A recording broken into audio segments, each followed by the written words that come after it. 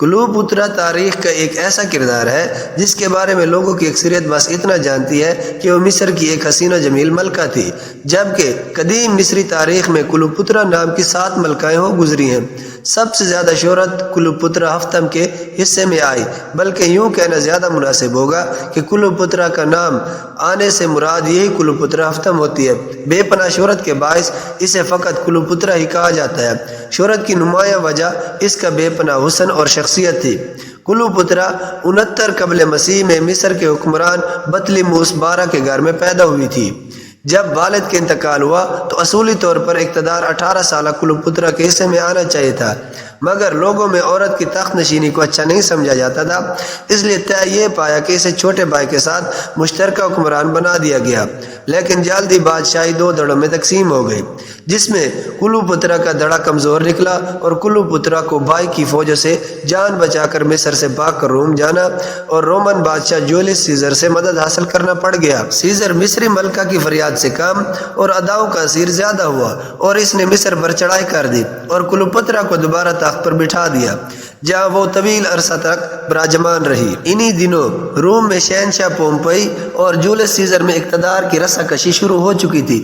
پومپئی شکست کے بعد مصر میں پناہ کی تلاش میں داخل ہوا، لیکن جولیس سیزر کے حامیوں کے ہاتھوں مارا گیا۔ اس طرح سیزر اور کلوپترا نے اپنے دشمنوں کا صفایا کر دیا، جن میں کلوپترا کا چھوٹا بھائی اور چھوٹی بہن بھی شامل تھے۔ سیزر کی عدم موجودگی میں اس کا قابل اعتماد نائب انتھونی روم کے معاملات کی نگرانی کرتا رہا۔ اب سیزر اور ملکہ کلوپترا دشمنوں کے خوف سے بے نیاز زندگی گزارنے لگے۔ اسی دوران کلوپترا کے بطن سے سیزر کا ایک بیٹا سیزرین پیدا ہوا۔ بیٹے کی پیدائش کے فوراً بعد سیزر کو واپس روم جانا پڑا۔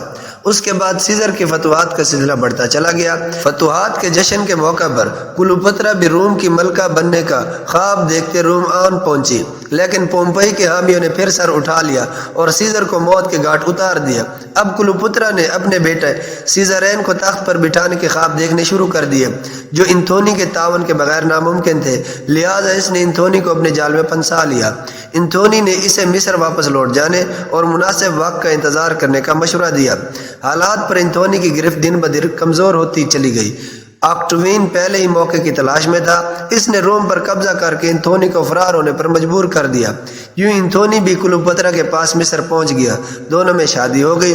40 قبل مسیح میں انتھونی واپس روم آ گیا۔ واپسی کے 6 ماہ بعد کلوپترا اس کے 2 جڑواں بچوں کی ماں بن گئی۔ انتھونی نے شام میں قدم جمانے کی کوششیں کی، لیکن اسے مسلسل ناکامیوں کا منہ دیکھنا پڑا، چنانچہ نامراد مصر واپس آ گیا۔ آکٹوین نے مصر پر چڑھائی کر کے انتھونی کا قصہ ہمیشہ کے لیے صاف کر دیا اور کلوپترا کو نظر بند کر دیا۔ کلوپترا کا اپنا مستقبل تاریک اور زندگی خطرے میں نظر آنے لگ گئی۔ وہ جان چکی تھی کہ اگر وہ زندہ رہ گئی تو آکٹوین اسے اور اس کے بچوں کو مصر کی شاہراہوں پر ذلیل کرے گا۔ کلوپترا نے آکٹوین سے انتھونی کی قبر پر جانے کی اجازت مانگی۔ انتھونی کی قبر پر پھول چڑھائے اور واپس آ کر صوفے پر لیٹ گئی۔ شام کو محل میں ہنگامہ برپا ہو گیا۔ پہرے داروں نے بتایا کہ آج صبح ایک دہقان انجیر کی ایک ٹوکری لے کر آیا تھا۔ معلوم ہوا کہ دراصل یہ سانپوں کا ٹوکرا تھا جو ملکہ نے خود منگوایا تھا۔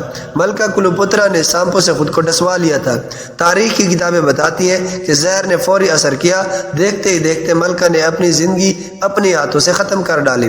اس کی موت کے بارے میں مشہور تھا کہ سانپ کے کانٹے سے ہوئی تھی، لیکن جرمنی کی ایک مشہور تاریخ دان پروفیسر کرسٹوفر شیفر نے اس مفروضے کو رد کر دیا۔ وہ کہتے ہیں کہ اس نے خودکشی کی غرض سے ایک محلول پی لیا تھا۔ کلوپترا 17 سال کی عمر میں تخت پر بیٹھی اور 39 سال کی عمر میں انتقال کر گئی۔ وہ 9 زبانیں بولتی تھی۔ وہ قدیم مصر کی زبان جانتی تھی اور ہیروگلیفکس پڑھنا سیکھ چکی تھی، جو اس کے خاندان میں ایک منفرد واقعہ ہے۔ اس کے علاوہ وہ یونانی، پارتھیوں، عبرانیوں، میڈس، ٹروگلوڈائٹس، شامی، حبشیوں اور عربوں کی زبانیں بھی جانتی تھی۔ کلوپترا کی موت کے بعد کئی طرح کی کہانیاں مشہور ہوئیں۔ بعض لوگ اسے سانپوں کی ملکہ قرار دیتے ہیں اور اس پر کئی طرح کی فلمیں بھی بن چکی ہیں، جو آپ انٹرنیٹ پر سرچ کر کے دیکھ بھی سکتے ہیں۔ اگر آپ کو یہ ویڈیو معلوماتی لگی ہے تو ہمیں لائک اور سبسکرائب کرنا نہ بھولیے گا۔ ملتے ہیں اگلی ویڈیو میں، تب تک کے لیے میں دیجیے اجازت۔ اللہ حافظ۔